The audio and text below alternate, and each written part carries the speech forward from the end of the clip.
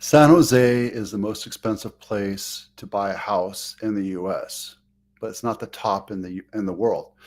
We'll also talk about crazy insurance policy problems, mortgage rates, of course, because that helps with affordability and what you get for $1 million, what you get for $2 million, and just the rates and the charts and all that other stuff. Let's get moving.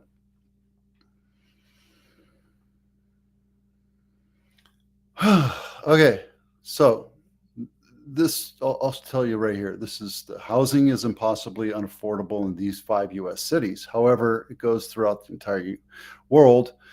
Um, Hong Kong is the most expensive place to live, to buy a house.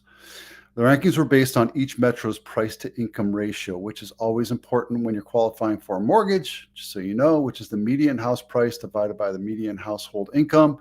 The report found the gap between housing costs and income was widened since the pandemic, triggering a cost of living crisis for many American families. Hong Kong, Sydney, Vancouver, and San Jose is fourth most expensive homes in the world. And San Jose is by far not the most expensive place to live in Silicon Valley.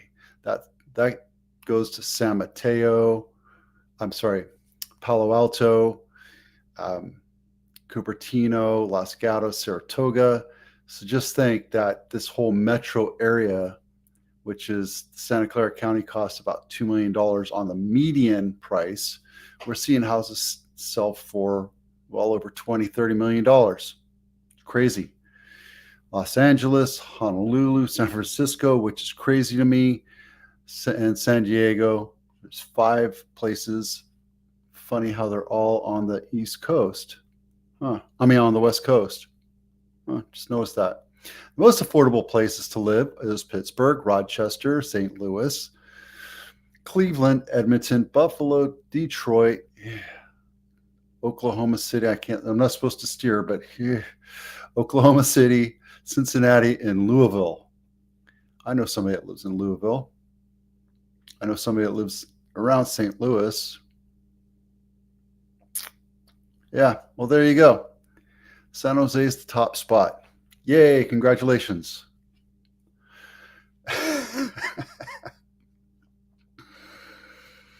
And don't worry if you want to, the link to my blog is in all the descriptions and all the copy.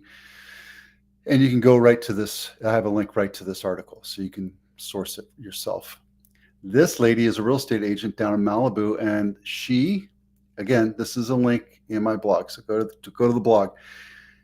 She is an escrow with sellers who put a claim on a TV that broke. Now, they claimed that the TV was worth $15,000. No matter what, the insurance company declined it and still put a mark on the house policy.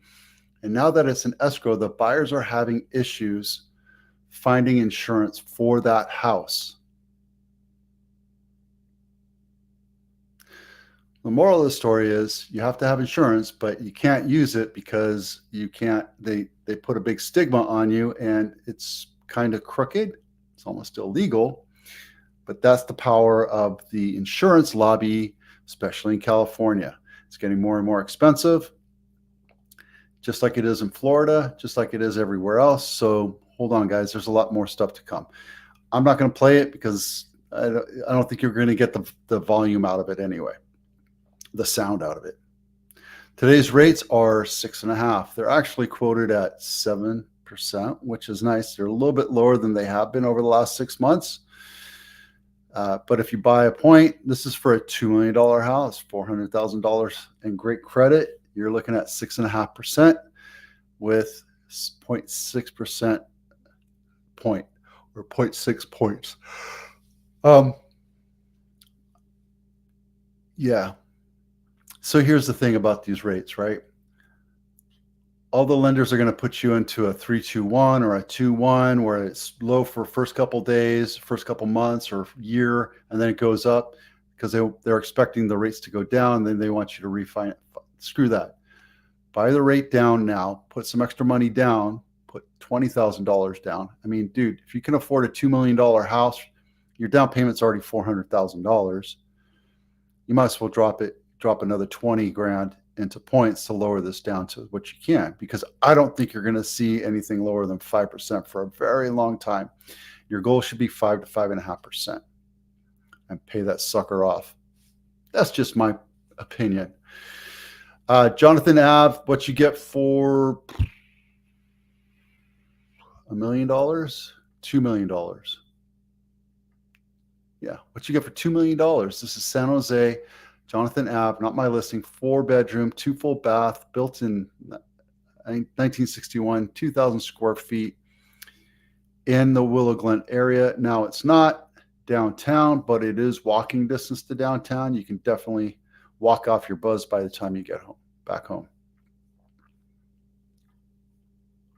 What I like about it is the proximity to downtown, to the main street, but it's been lightly updated. A little bit older. There's a fireplace in the kitchen because that makes sense. You have a big great room. Yeah, it keeps bugging me about that fireplace in the notice that they're not using it, or they're not really pushing it. This doesn't make sense to me. Why would you have a fireplace in the kitchen? What they did is this was probably part of a living room at one time, and they just didn't want to take it down. I don't know. That's kind of weird. I think that's going to be a big issue there. This segment is brought to you by the Home Inspection Checklist. If you're thinking about selling your house, download this checklist. Yes, I will follow up with you, but it gives you kind of an idea of what to put on your honey-do list before you put your house on market. Leave it at that. And if you're watching this and you're a real estate agent, I use AIDA. AIDA is attention, desire, interest, and something else. But AIDA does all the funnel, the sales collateral, the CRM, the follow-up, and all that other stuff. It alerts me when a new lead comes in. It's a great product to have, service to have. It's a CRM that does everything for you.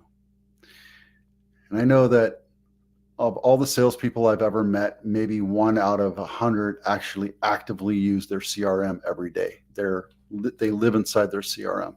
What this does is it allows me to be outside, meeting people, talking to people. This does all the busy work, which is you're not making money when you're doing busy work. You're making money when you're shaking hands and talking to people and networking, all that other stuff. So AIDA, check it out, aida-.com. What you get for $1 million in San Jose, Santa Clara County.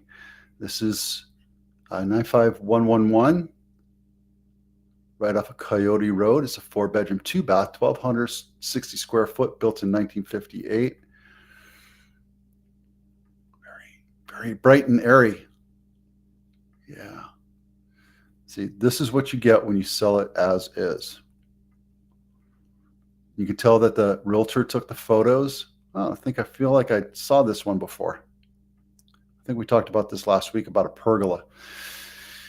Yeah, been on market 25 days. Okay, and then nothing really crazy to talk about with the charts. We're still hovering at low inventory. We need to be at about 6 months supply to make it a buyer's market. We're nowhere near that. And here is your active number for months of inventory and active number of units, period. And if it's number of units, you need to be about 2,000 for this county, and we're nowhere near it. We're nowhere near where we need to be. And same thing with months of inventory, which is red. We need to be at 6 months to make it.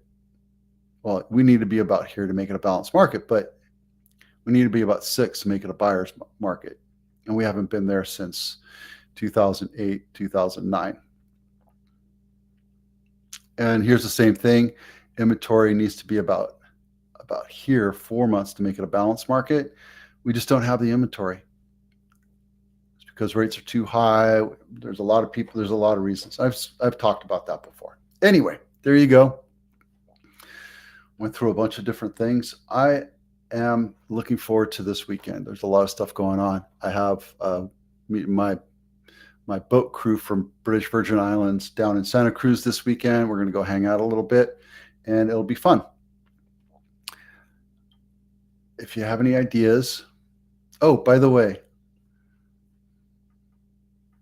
hang on a second. This article was brought to me by one of my agents, Steve Gold. I want to give him credit for that. So there you go. All right. I'm Vito with Abitano. Thanks for watching. Have a great weekend. We'll see you out there.